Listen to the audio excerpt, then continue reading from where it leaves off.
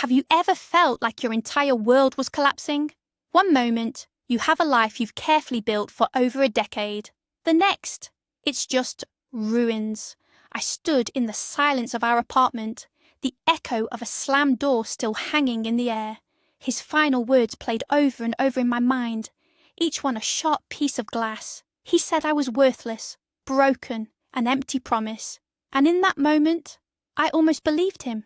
But this isn't just a story about a broken heart. It's a story about what happens when you're forced to find out who you are after everything you knew is gone, and the incredible secrets you can uncover along the way. My name is Emily, and for 11 years, Mark was my husband. We met in college, two ambitious kids ready to conquer Chicago. We built a life that looked perfect from the outside, a sleek condo overlooking Lake Michigan, successful careers, a shared calendar filled with dinner parties and corporate events. We were a team. Also, I thought, the one piece missing from our perfect picture was a child.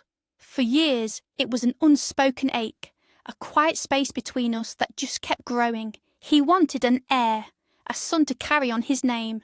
His obsession grew, turning our bedroom into a clinical space and our conversations into interrogations. He was convinced the problem was me. His pride and his overbearing mother, Carol, wouldn't let him consider any other possibility. I was the one who was flawed. Rain lashed against the panoramic windows of our 30th floor apartment, blurring the Chicago skyline into a watercolour of grey and despair. The storm outside was a pale imitation of the one raging inside our home. Mark stood by the door, a leather duffel bag in one hand, his jaw set like concrete. "I've given this 11 years, Emily," he said, his voice cold and devoid of the warmth I once loved. 11 years waiting for you to be a real wife, to give me a family. Tears streamed down my face, but I was too numb to make a sound. I had just returned from another specialist, the fifth one, who had given me a clean bill of health and gently suggested that Mark should come in for testing.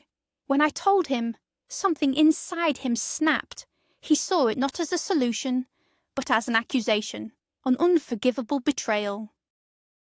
"So that's your new strategy? Blame me?" he sneered, his face a mask of contempt. "After all the doctors, all the money, all the hope I've wasted on you, you try to turn it around on me?" He took a step closer, his eyes hard. "I need a son, Emily. A legacy. What's the point of you if you can't even do that? You're just empty." The word hung in the air, a final, brutal verdict. He didn't shout it. He delivered it with a chilling quietness that cut deeper than any yell ever could. Then he turned, opened the door, and walked out of my life without a single look back. The expensive lock clicked shut, a sound of absolute finality.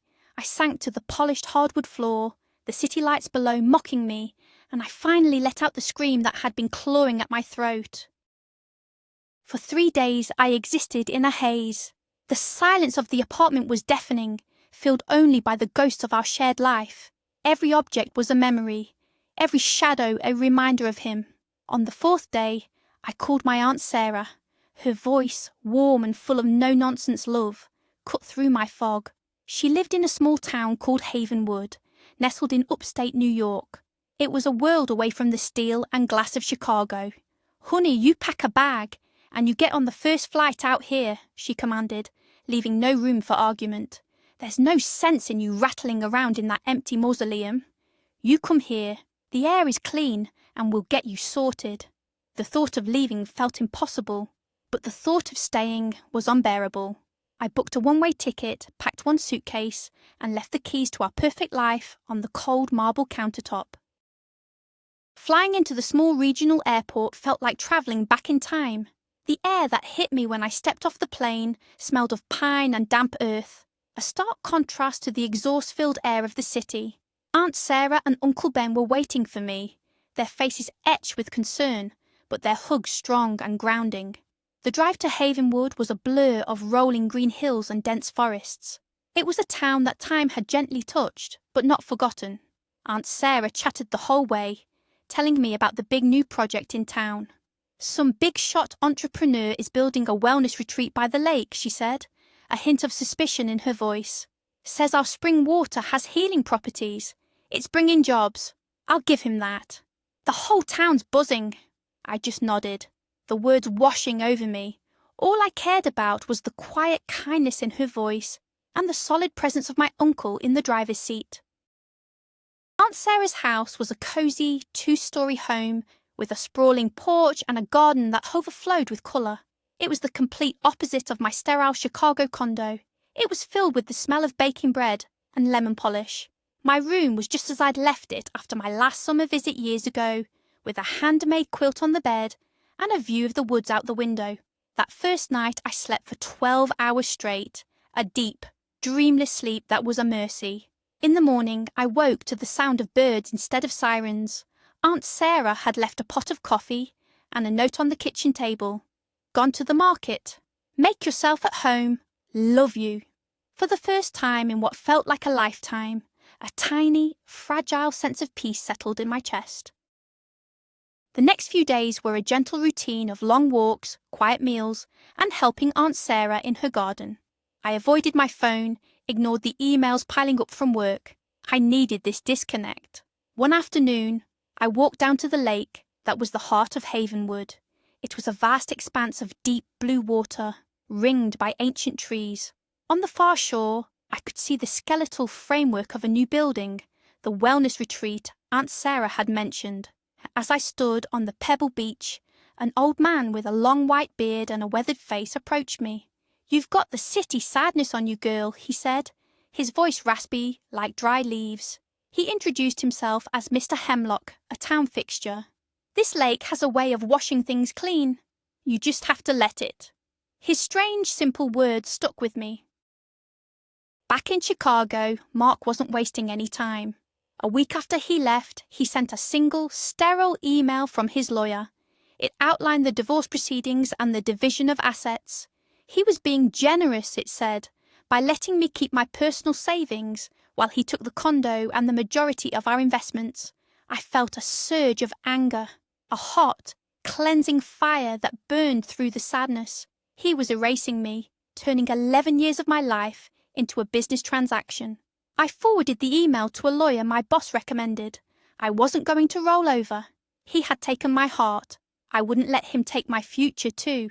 The fight gave me a flicker of my old self back, a purpose beyond just breathing in and out. Aunt Sarah was celebrating her 55th birthday soon, a milestone she insisted on ignoring. "I don't want a fuss," she'd say. But Uncle Ben and I, along with their son Alex, who was a Navy SEAL, stationed overseas, decided she deserved a proper celebration. We began plotting a surprise party in secret. The planning was a welcome distraction. It forced me to engage with the community, to call the local bakery, to talk to neighbours about borrowing tables and chairs. I was becoming part of the town's fabric, one small conversation at a time. It was during one of these errands that I met him again.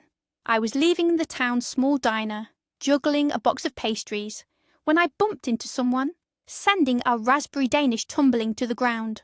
"Oh, I am so sorry," a deep, familiar voice said.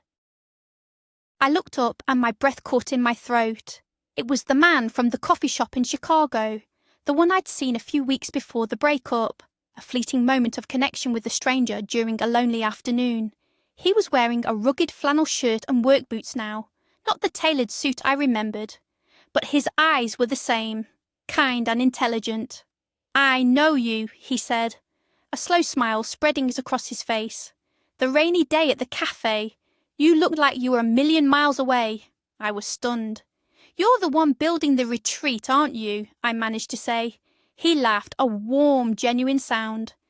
"Guilty as charged. I'm Liam, and I believe I owe you a pastry." That's how it started. Simple, unexpected, and utterly terrifying. Utterly? Liam insisted on helping with the party preparations. "It's the least I can do to get on the good side of the locals," he joked. But I could tell he was genuinely happy to help.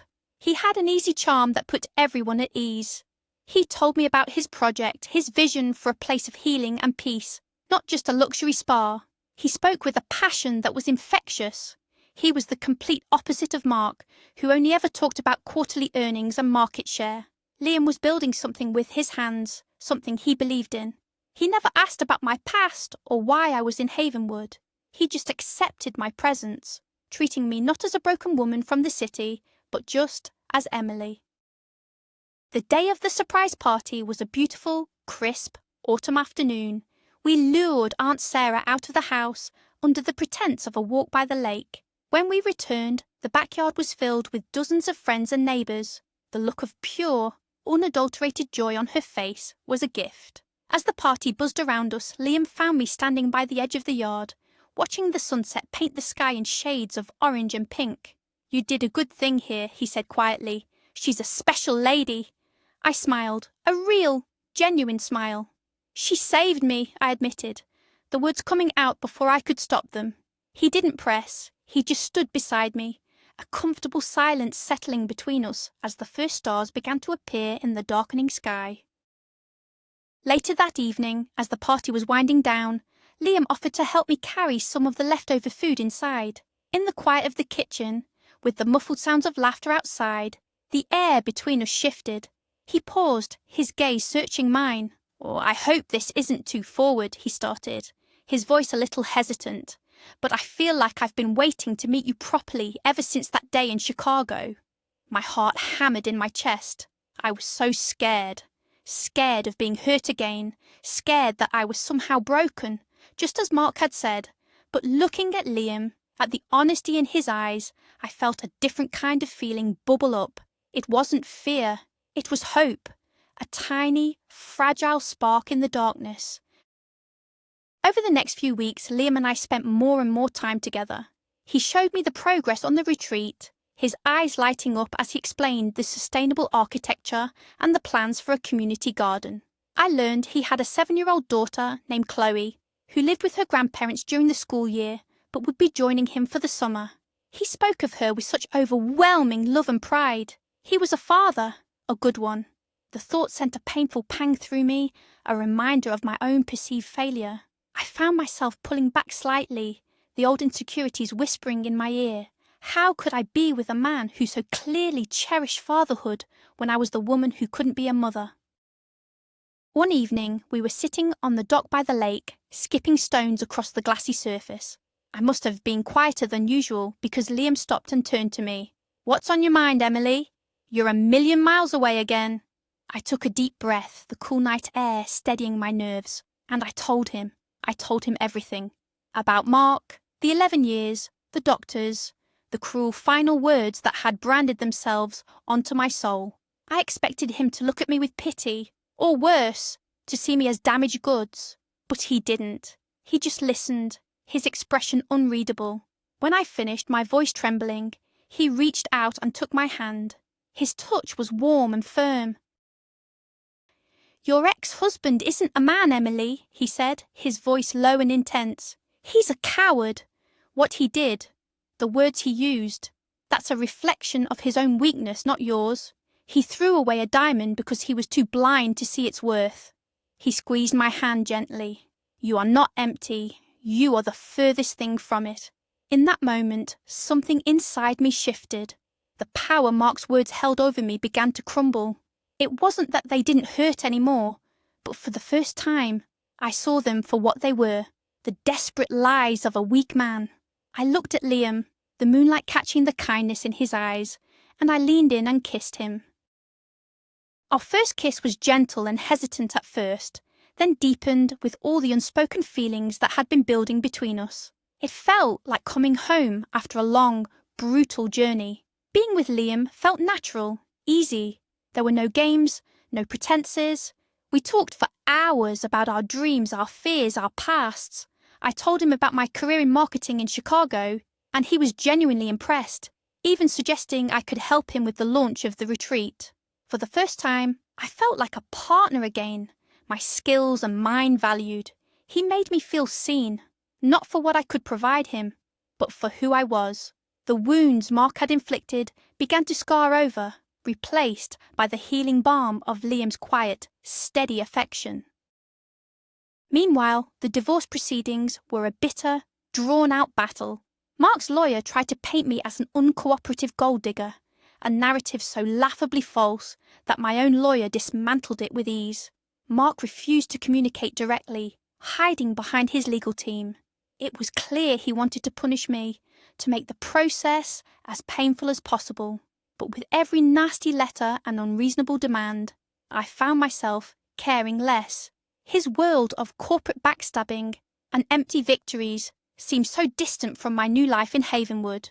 I had the lake, the woods, my aunt and uncle, and I had Liam.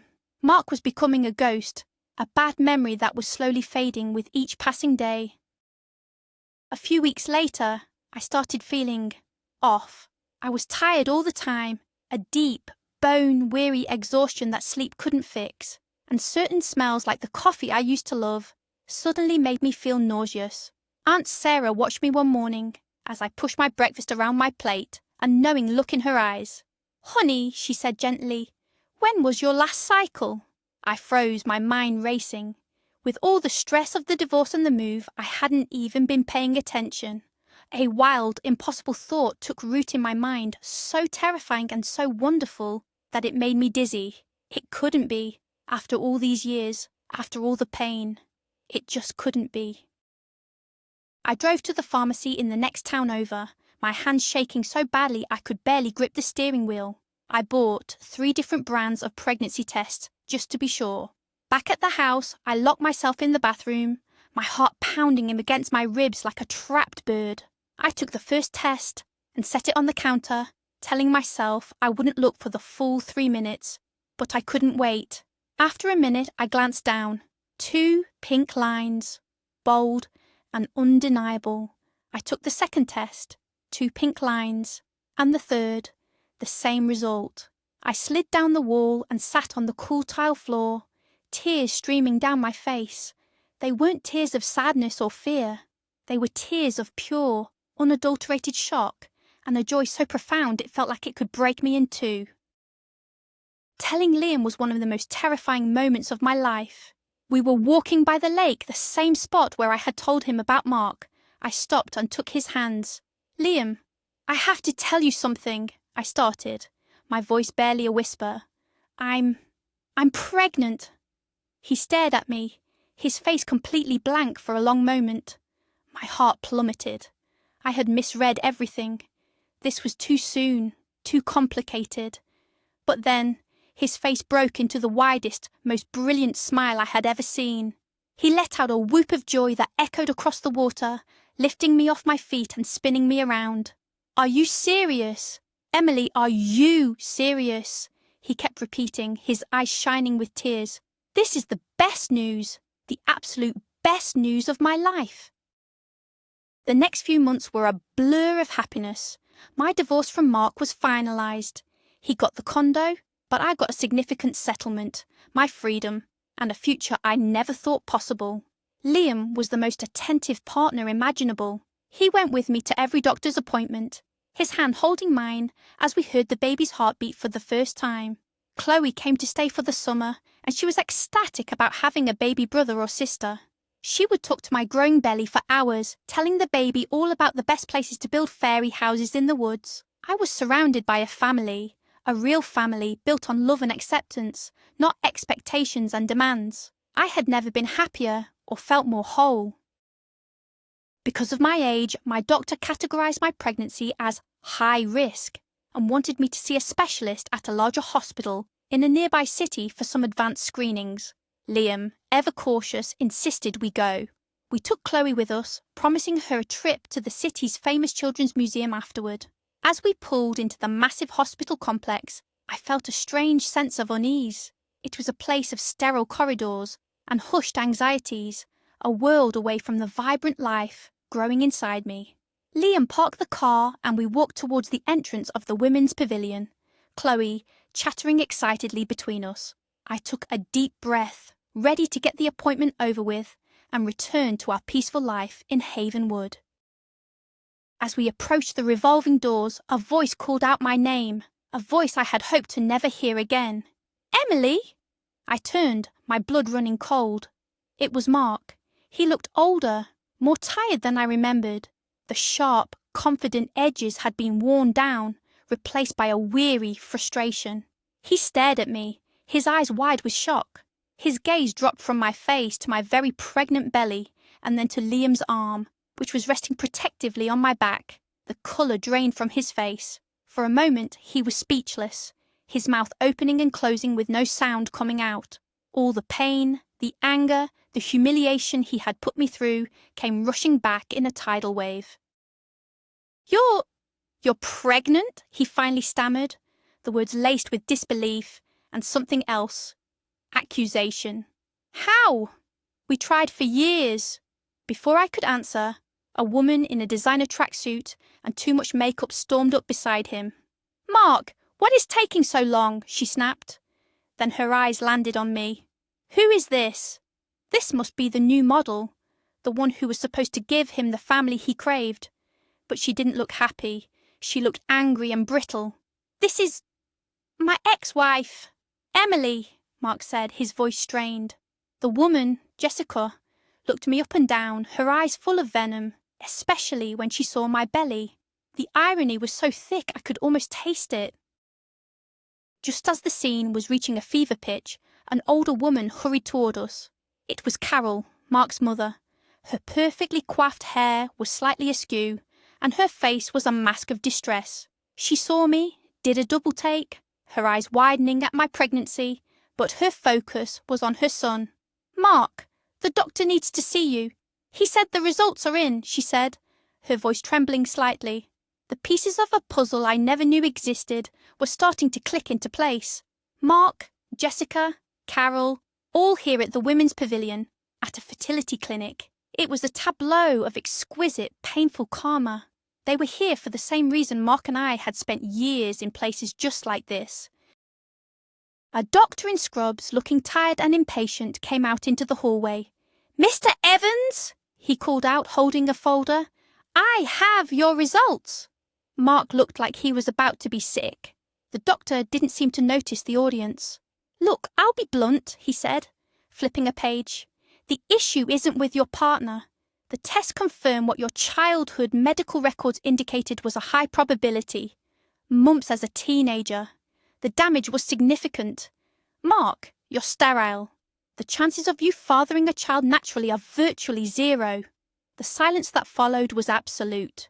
Every bit of Mark's arrogance, his blame, his cruelty, evaporated in an instant, leaving him exposed and pathetic in the sterile hospital corridor.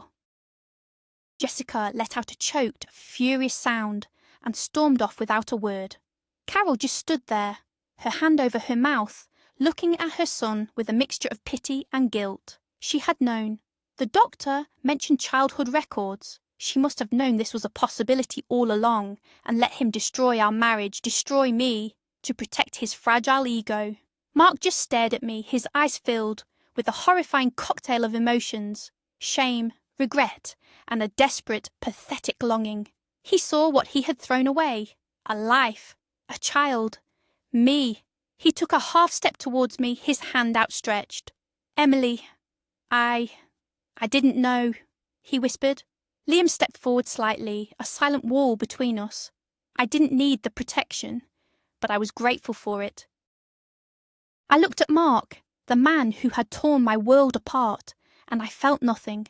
No anger, no satisfaction, not even pity. He was just a stranger, a sad footnote in a chapter of my life that was now firmly closed. "It doesn't matter anymore, Mark," I said, my voice clear and steady. "I'm not your problem to solve."